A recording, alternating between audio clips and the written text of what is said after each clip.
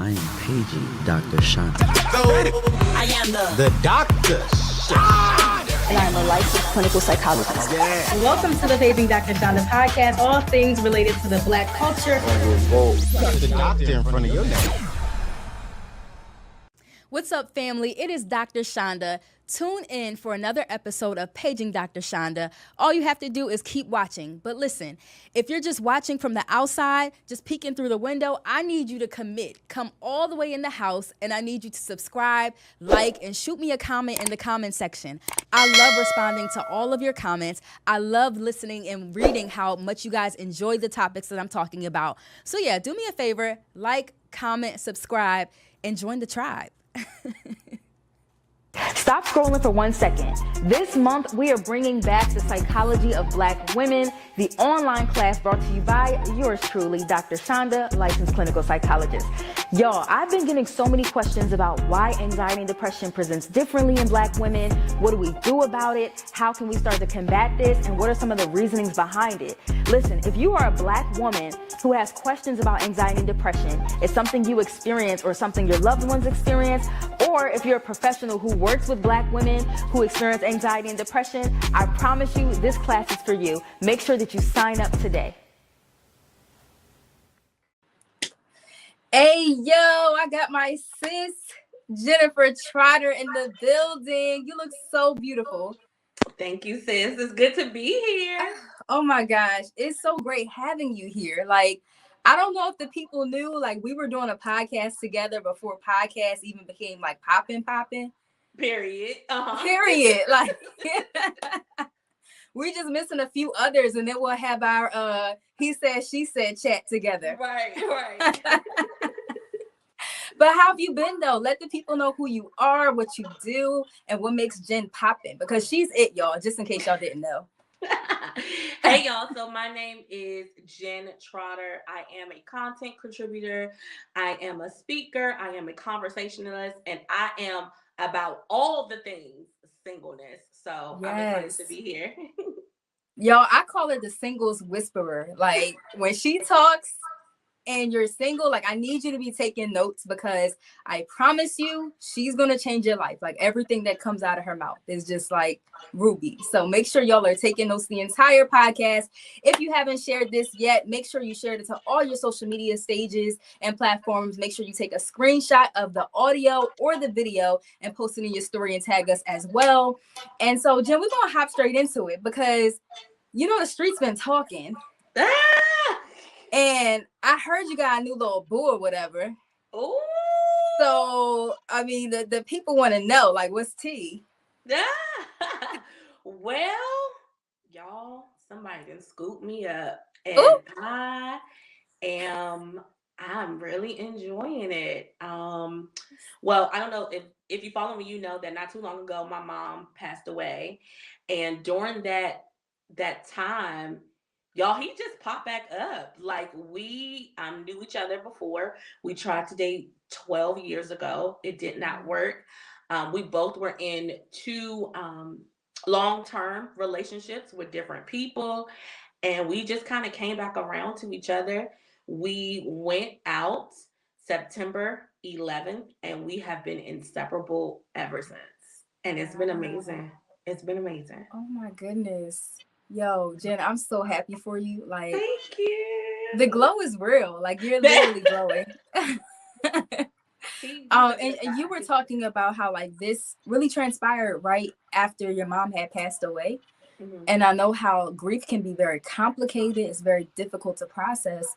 And I feel like there could be people listening right now who are trying to figure out, like, how to navigate this dating space while also processing difficult emotions like grief. Mm-hmm. I think one thing that we really have to remember is that grief is not something you get over. It's something you walk through. And if you are blessed enough, and if you invest in community, then you will have people that walk with you through that process. I think it's important.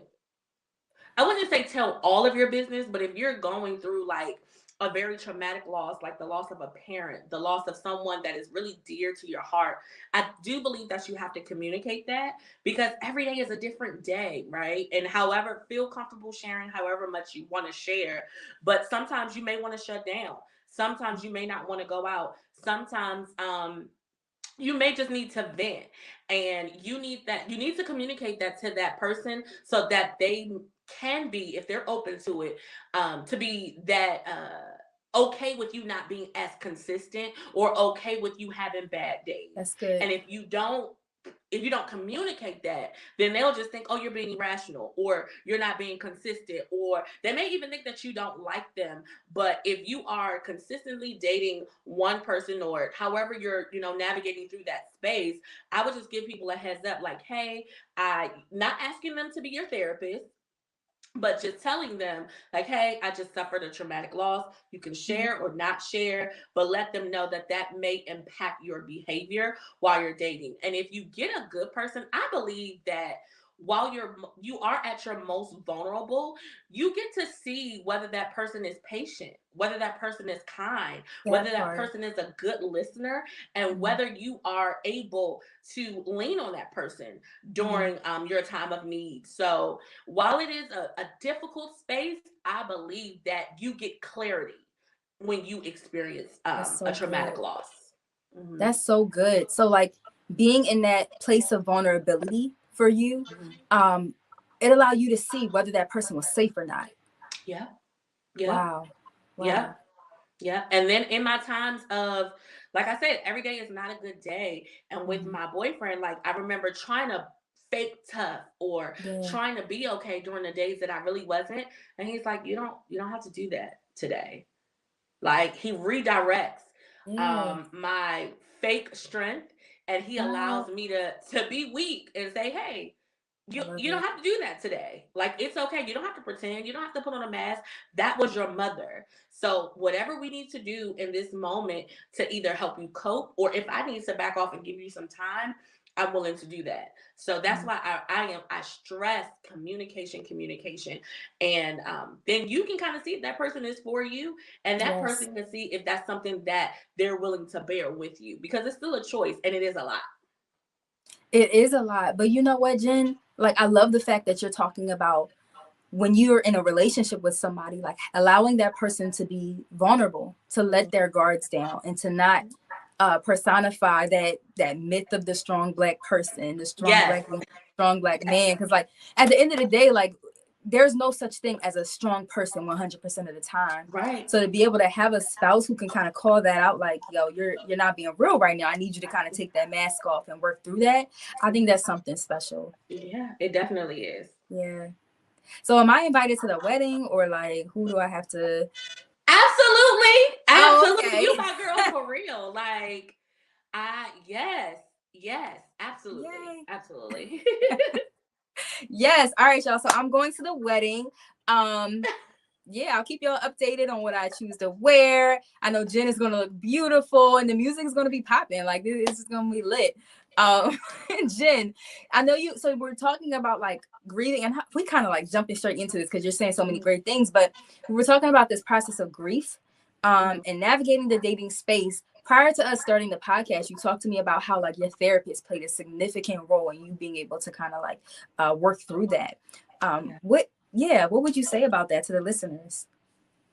Let me tell y'all. And I know, so first of all, Dr. Chanda is like the mental health champ, but I'm not just saying this because I'm on a podcast with her.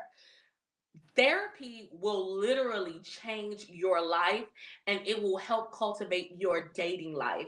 So with my process with my therapist, she challenges me in a real way. Like, because so during that the space of the passing of my mother, I was in a lot of transition space. I was talking to, I'm telling y'all all my business, this is really tea. I was talking to somebody else that I thought was the one. That didn't work out.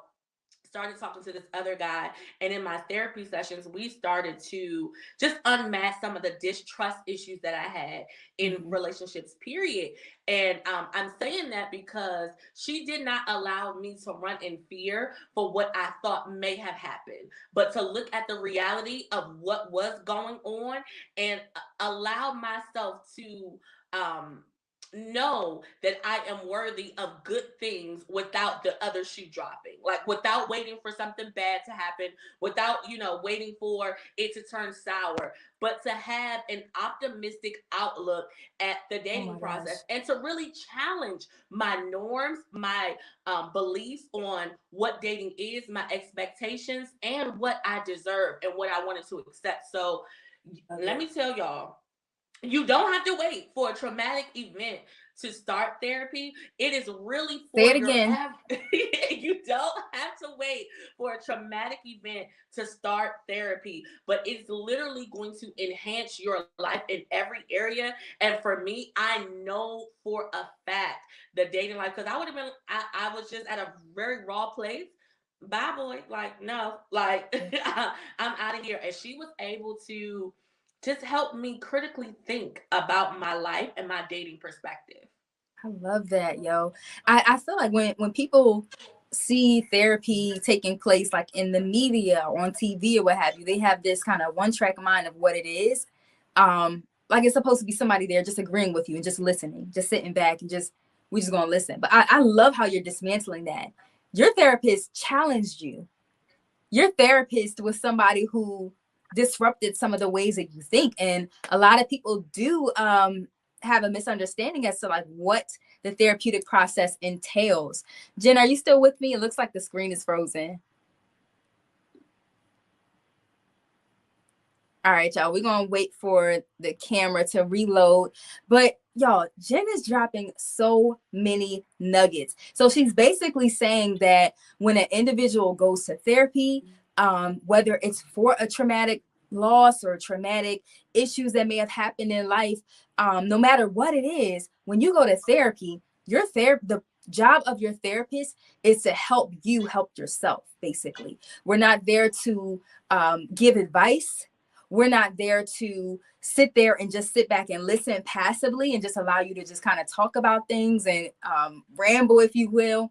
Our job is to be able to hold a safe space and to be able to conceptualize what it is you're talking about in the room, and to eventually get to a place to where we can, after building rapport, of course, get to a place to where we can challenge some of your belief systems, challenge the way you think about life, challenge some of these relationships that you may have seen in your lifetime that may have caused a skewed perspective or to impacted the way you think and believe about different things related to relationships. So Jenn, I love that you're starting already, sis. So am I back? Can you hear me? Yes, I can hear you. Okay, perfect, girl. No, because you starting already. And so we just gonna hop straight into it because especially, discussing how grief and other complicated emotions can really impact the way we show up in these dating spaces. My first question to you is, what impacts one's overall, impacts their ability to be confident and to show up in dating spaces confidently? Because if I can be honest, I wasn't always confident in dating spaces. So yeah, what do you think impacts that? Me either. I think there are a number of things that impacts how we show up confidently. One, that feeling of rejection. So our failed relationships in the past, or the things that people have said to us, done to us, our traumatic experiences with relationships will affect the way that we show up in our dating relationships. Feeling like we are an option and not a prize, right? Like that really affects how we show up in our dating space.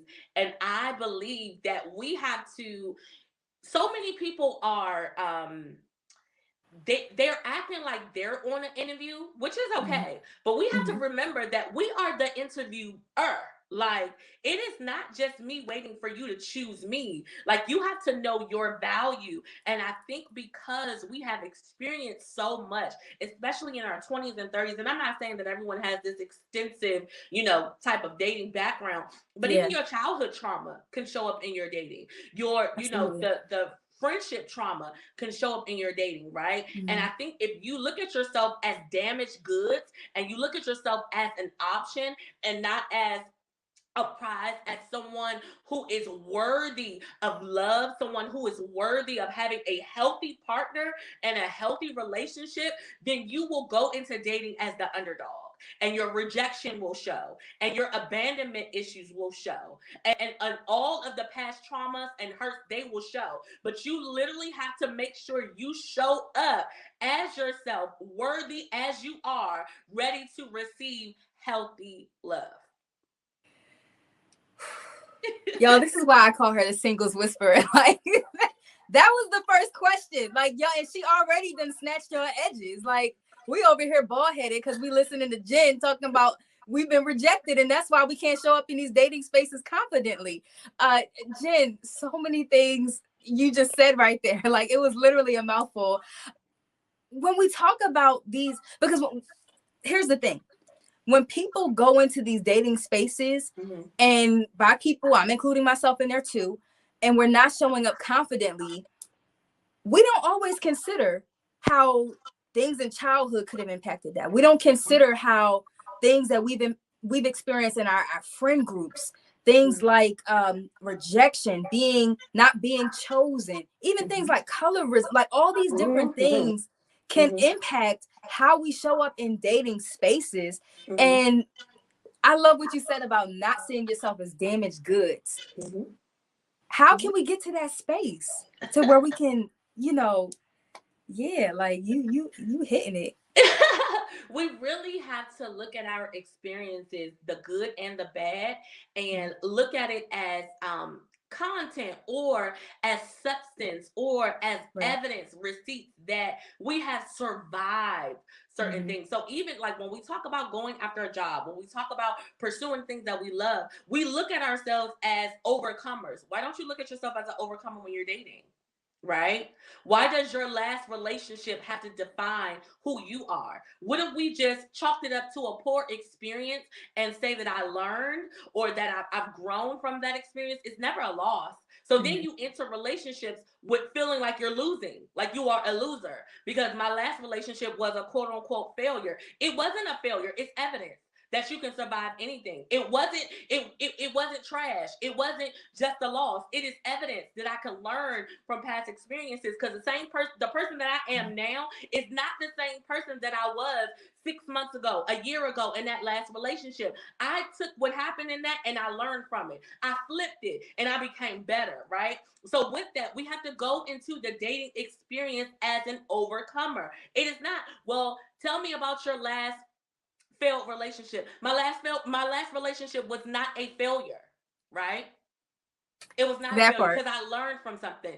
It just so happened that me and that person did not work out. We were not meant to be with each other. We were not compatible, right? And I took what I learned from that and I flipped it. And this Jenn is a more enhanced Jenn. This is a Jenn that you get to experience in another level of wholeness, in another level of healing, right? So it's not just, I've had so many failed relationships and I'm hoping that this one worked out. No. I have content, I have substance, I have evidence of what has happened from the past, and I'm using all of that as an overcomer to help me enhance in my dating experience now. So when can I book a session with you? Because that's the real tea. Like when, or like, are you taking client? No? Okay. Oh my gosh, my head is spinning right now. It's just so much information. I hope y'all are writing this down because you're going to need this later. When we change our perspective about how relationships worked out, then we can see ourselves as being overcomers, being triumphant over the things that other people may have deemed as failures. Is that what you're saying, Jenn? Yeah. And taking all of the experience. So sometimes we say, oh, that person just didn't treat me right, or they didn't do this and they didn't do that. And we enter this new dating experience or a relationship with other people the same way. No. It was two of y'all in that relationship. So we evaluate, what could I have done better? Right? And what could what do I want in a partner from what I have experienced in the past? What happens is we don't learn the lessons. So we keep repeating the same test with different partners because we ain't got it yet. We don't have it yet. We don't have it yet. It's not just showing up confidently. It's not just I'm the best thing since sliced bread. That may be a little bit true, but it's to refine who you are so that you can be a better version for yourself and for your potential partners in the next experience or the last experience, right? Your forever partner, right? It's not just to say what they did and what happened and how they mistreated you. No.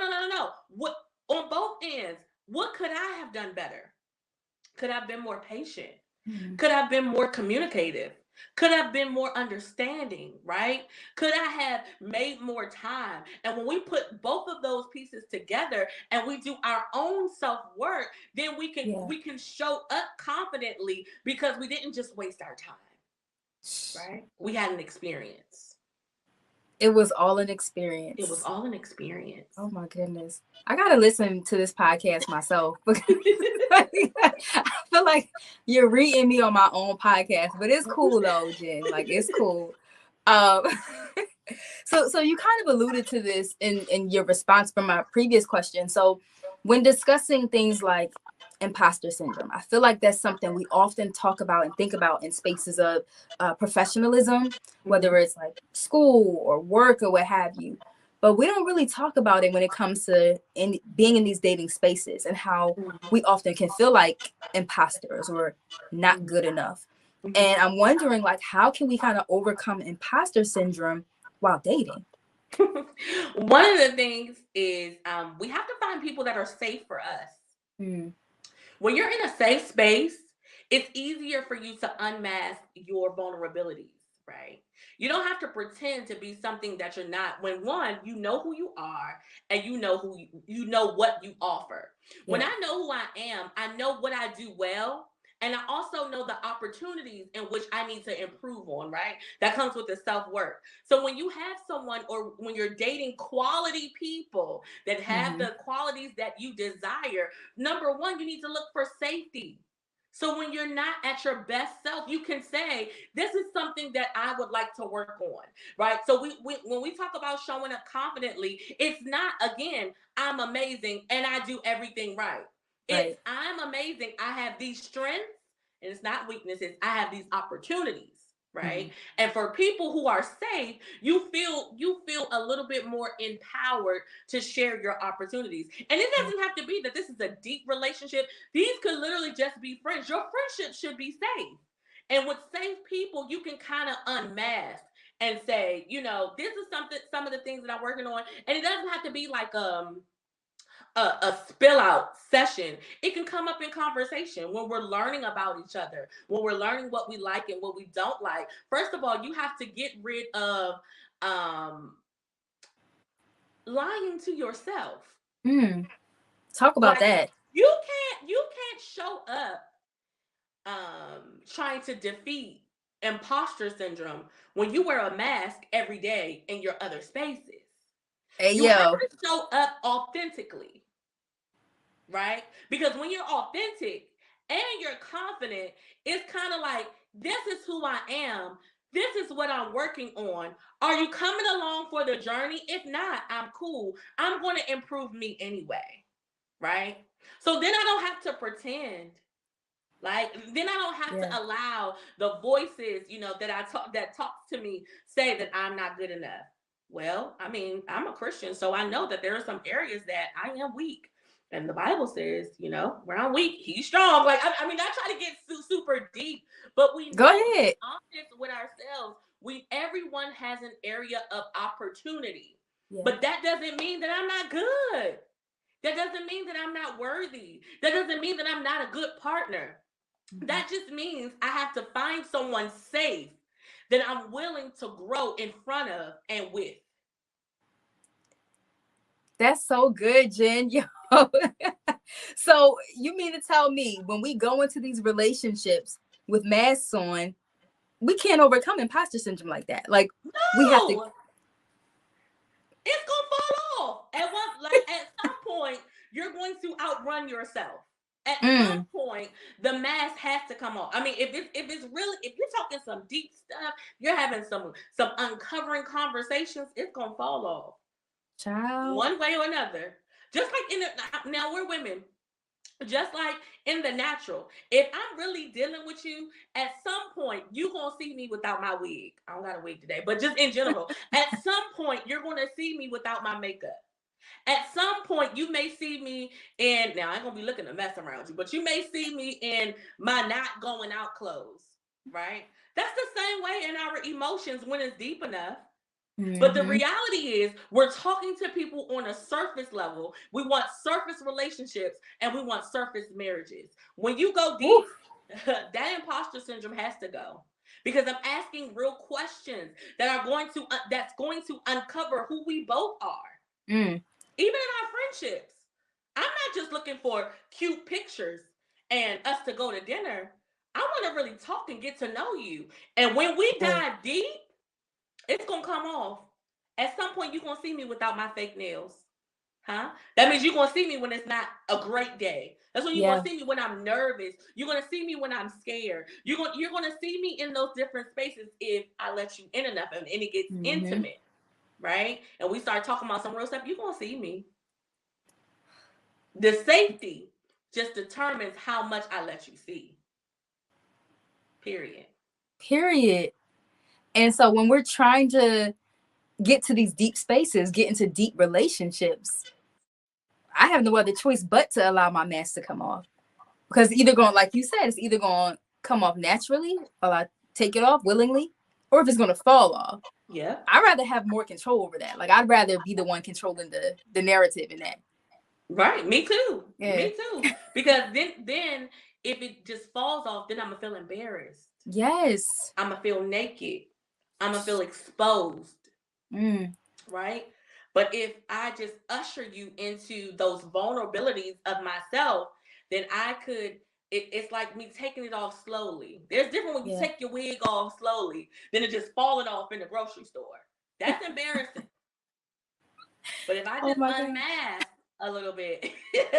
Why the grocery store? I'm just saying. People don't want their wig to fall off in the grocery store. Not the grocery store. It's not safe. It's not safe. So if I do it myself through our conversation, through, working through the boundaries too. We got to have boundaries. I'm not telling you to tell everybody your business. I'm not telling you to meet someone off a dating app and say, oh, they're safe. I could tell them all my business. No, that's not wise. But when they get through, the first layer of questions, and they get through, they've been consistent. They seem like someone you want to keep around. Then we could start unmasking. We could start showing who we really are. And we could just throw that imposter syndrome out the way. Because, you're not going to embarrass me. Period. Nah, I'm in the same boat as you though, Jen. For you, like, and if this is too personal, you can let me know. But I wonder, like, have you ever dealt with imposter syndrome when it came to relationships? Yes, until it got raw. So I am, we do social media. I'm a speaker, and I know how to say the right things. Okay, we churchy, so I know how to rile the people up and get them going and do all of the things. But at some point I had to stop being the Jen, the conversationalist, and I had to allow somebody to see me. So that meant me being triggered, right? And the other person saying, like, you're rattled. Like, what's going on? Is there something else you need to tell me, or whatever the case may be? And then I had to make a decision. Was I going to fake the funk or feel like I'm not worthy of this, so let me run and get out of here? Or was I going to allow them to see me for real? So that was a decision. Like that fight or flight type of reaction. Yeah. Okay. Oh, yeah. At some point, you got to stop performing. And I feel like when we go from performing to being our authentic selves, Yeah. then that defeats imposter syndrome. Mm. Whew. So performance is one of those things that really keeps us in that imposter syndrome. Oh yeah. Oh Yeah. yeah. When we talk Oh my about gosh. surface stuff, or we start talking about things that they matter, but they really don't matter. Like, for example, you can talk about your accomplishments all day long. You know, Mm-hmm. that's us as career people or Yeah. dominating in our field. But beneath all of that, you may be really terrified of the idea of a relationship, and you faking the Mm-hmm. funk like I'm ready to settle down. And gotta no, you're not, until you get triggered and you realize, wait a minute, Right. something is happening. I have a fear. I have distrust. I have some things that need to be healed, or some things that need to be Yeah. mended. And I think that, I know for me, I used to be a runner. So if you press the right button, me and my imposter syndrome would go on somewhere else where I could be surface, until I started having quality experiences. Then I had to deal with myself. And I had to talk about the things that made me afraid. I had to talk about the things that I didn't like. That meant sometimes I had to recall situations that happened to me to realize, well, why do I feel this way? Yeah. Right? I think one of the biggest things in imposter syndrome is dating, is feeling like we don't deserve love. Like, or this is, this, okay, they here. So let me just take whatever I'm, whatever I'm dealt, right? And we Yes. really don't know what it's like to really have, for someone to have an equal desire for us, like we have for them, if that Yeah. makes sense. And I think that rawness, that worthiness, that's what makes us have imposter syndrome. Yeah. And it makes us more likely to settle Yes. if we don't feel like we're worthy of that love. That kind of feeds into my next question. I'm so happy you brought that up. So when talking about like settling and in a world of like the Kevin Samuelites, and we got podcasters out here talking about like Black women are Shaniquas and stuff. Like, Black women have been it's this notion that we need to just accept who likes us, basically. Like, just accept who we attract, because we're not worthy of some of these things, especially Black women in a particular age group, or if you got kids or what have you. It's trash. It's a very trashy notion. But I'm wondering for like the women out there, or even the men out there who kind of don't fit into that mold, like, what are the dangers of kind of just accepting everybody who you attract, and how do we move away from that? One of the things that I think we forget when we settle is that our settling is a mirror of our self-esteem. You date on the level of your self-esteem. That part. So when you say, it's not just, oh, let me just make this work. This is you saying, oh, this is what I'm worthy of. Right? And sometimes I'm not talking about a look. I'm not even talking about a financial status. I'm talking about the way that they treat you. You're worth somebody being inconsistent. You're worth them, you calling and them not answering you. You're worth not going on dates. You're worth not, because dating is not, I'm not just talking about an opulent experience. I'm talking about someone setting aside time to spend time with you, to get to know you. When you settle for just Netflix and chill, you settle for someone who is not intentional about you. Ooh, You think you're worth that? why are you stepping on their toes like that, Jen? I'm just saying, because it's a real reflection of who we are. And what happens is the other person is winning because they got someone valuable. You're the one that's on the losing end because you don't know that you're worthy. You don't know that you're valuable. So they know they have a good person. And all they have to do is give you scraps. Why would you settle for scraps? Scraps take no effort. Scraps take no intentionality. Scraps take no consistency.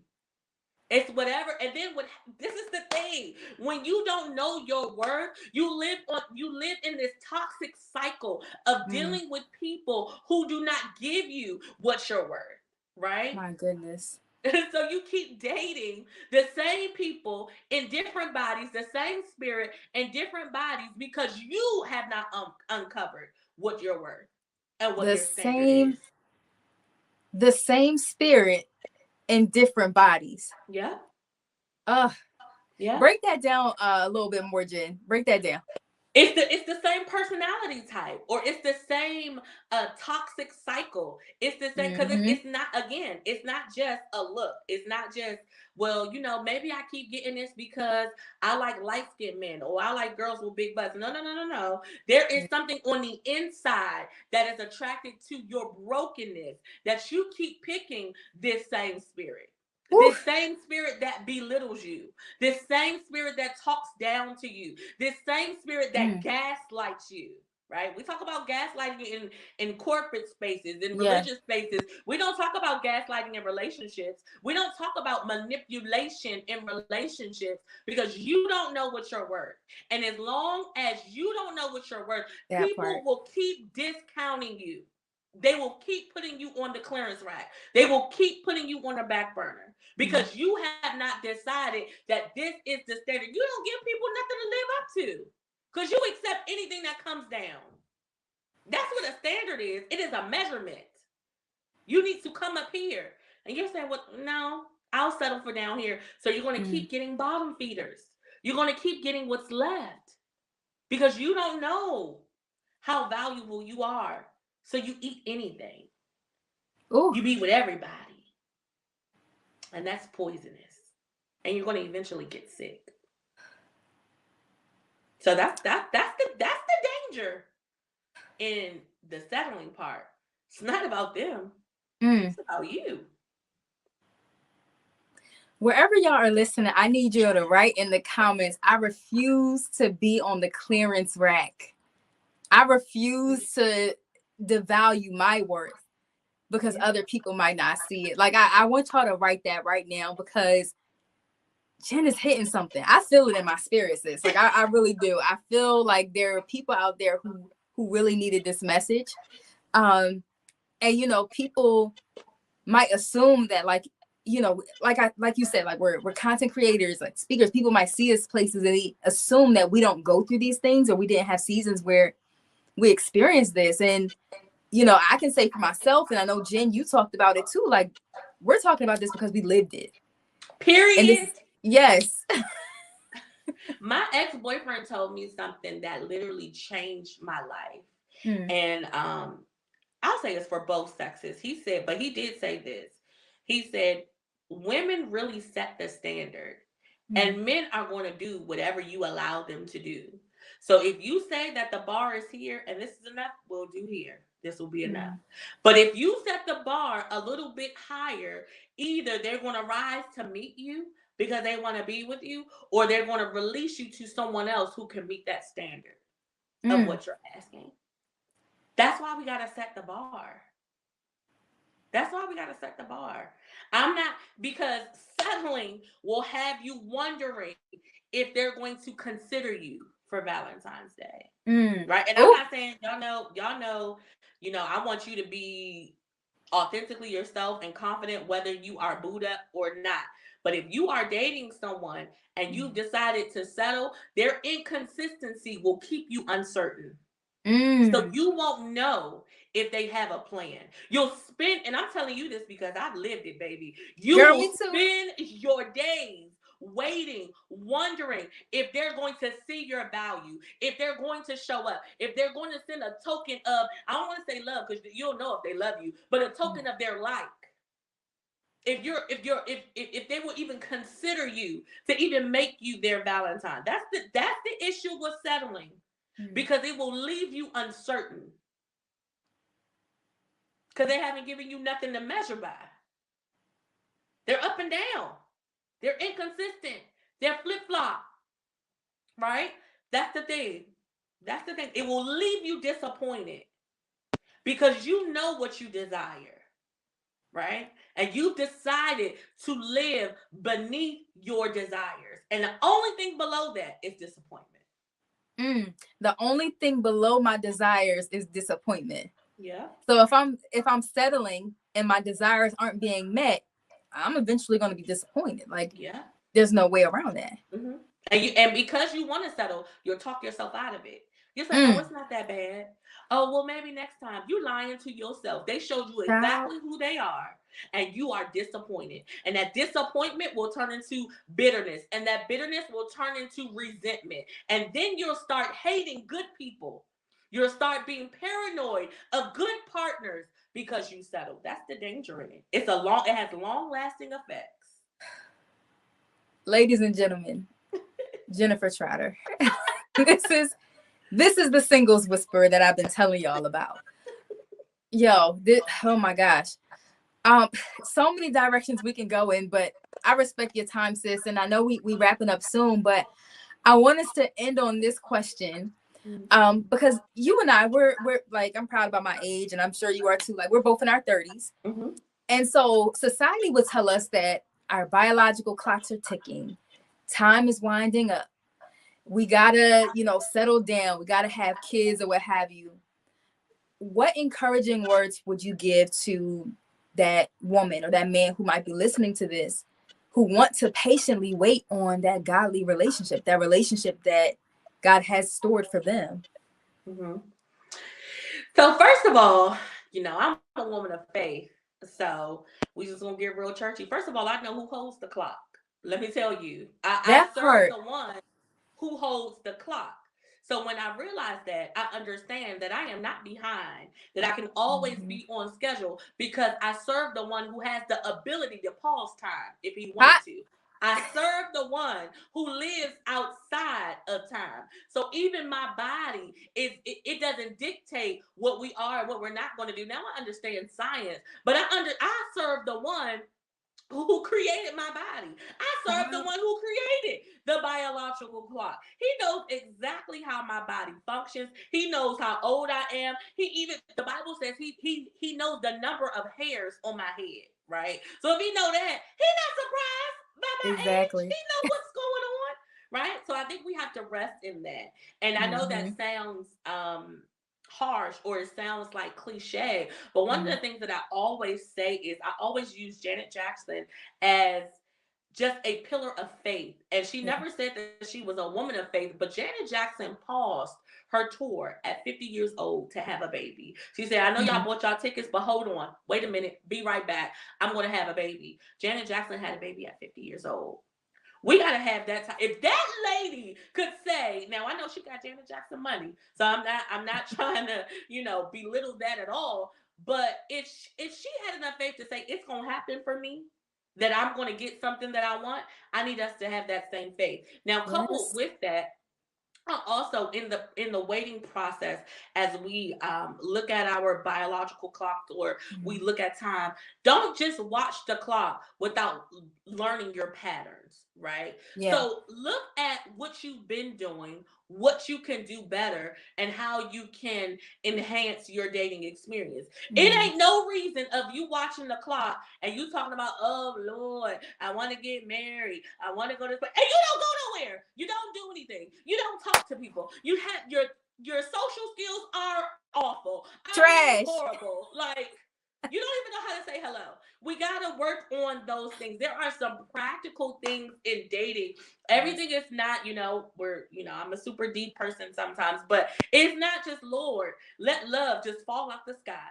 Maybe you need to go to a social event.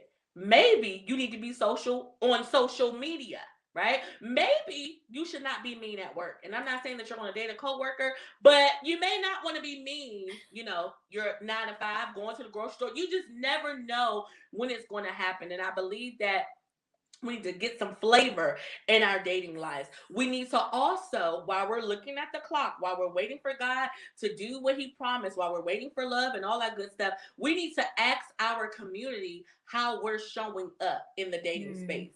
Platonic friendships, right? There may be some things that there may be some things that you're doing that is awful, that is off-putting to the other, to the opposite sex.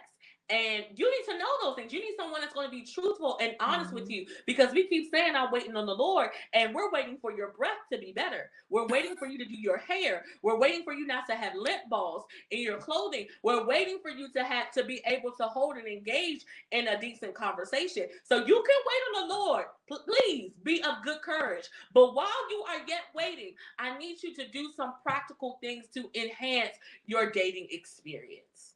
Period, yo. Listen, you done read the people and encouraged them at the same time, which is why I love you. Jenn, can you tell the people where they can find you? Sure. You can follow me on Facebook at Jennifer Trotter. I have a picture of me and my mom on there. Or you can follow me on Instagram at Lady Inspiration. I try to post a lot of singles tips, a lot of encouragement, and yeah, just ride with me. I think we're gonna have a good time. Hey, I love it. I love it. Listen, Jenn, you are a gem, not just to the body of Christ, but just to people in general who are trying to navigate these single spaces. Because I wanted to hold a space and a conversation where people can talk about or listen to an individual talk about confidently showing up in that dating space. I couldn't think of any other person to really like directly talk to the people the way you do. So I really appreciate you for your time and for your knowledge, your anointing, all of that stuff. Thank you. It's been a pleasure. It's always a good time with my sis, Dr. Chanda. So I'm so glad that you had me. It was such a pleasure chatting with you today. Yes, thank you for coming, girl. I love you so much, and you are in my prayers, you and your family, and I love you. We're gonna stay connected. We still gotta get up, like we both in the DMV. Yes. All right, y'all. It's been real. Make sure you check us out next Wednesday when we have another episode of the Paging Dr. Chanda podcast. And don't forget, you have the power to create the emotions that you want to experience. Bye, y'all.